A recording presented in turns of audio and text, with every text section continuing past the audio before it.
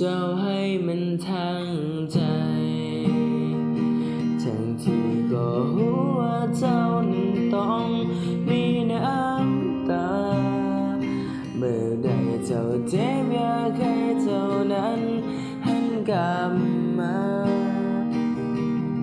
เพราะว่าเขาจะเหตุให้เจ้าต้องเสียใจ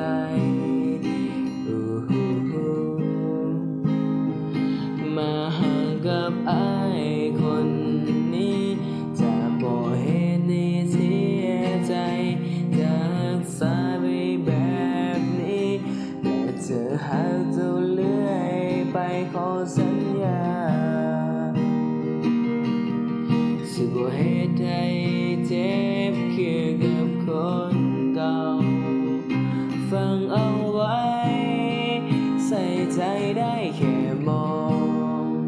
ใส่มองได้ทั้งป่า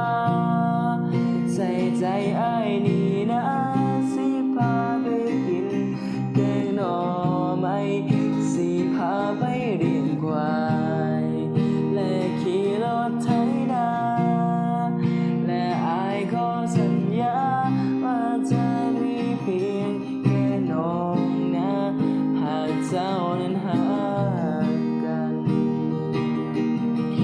สัญญาสิบ่เหตุให้เจ้า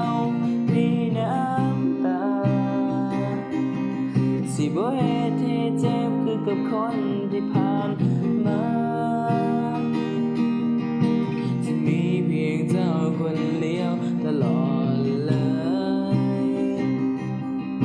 และอยากให้เจ้านั้นหันมาแนบกัน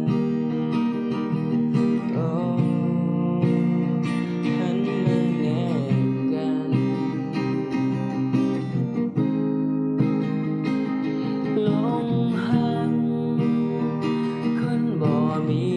ใจเจ้าหักไปก็เสียใจคือเก่าลงหักคนที่เขาบ่รู้รักษาเจ้ามีน้ำตาเขาก็บ่สนใจ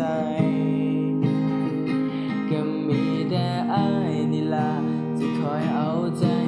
อ้ายนี่ล่ะที่คอยเทคแค่เจ้าทุกอย่าง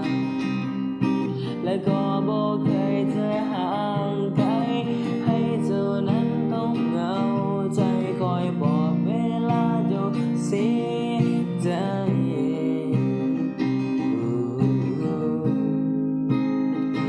บางอยากให้ลืมเขาคนนั้นคนที่เหตุให้เจ้าเจ็บช้ำอยากให้ลืมเรื่องในวันนั้นที่เหตุให้เจ้ามีน้ำตาจะคบกับอ้ายก็สัญญาสิบ่เหตุให้เจ้าเสียใจมาคบกับอ้ายคนนี้จะบ่เหตุให้เสียใจจะรักษาไปแบบนี้แต่จะหากเจ้าเลื่อยไปก็สัญญาสิบ่เหตุให้เจ็บคือกับคนเก่าฟังเอาไว้ใส่ใจได้แค่มองใส่มองได้ทั้งป่าใส่ใจอ้าย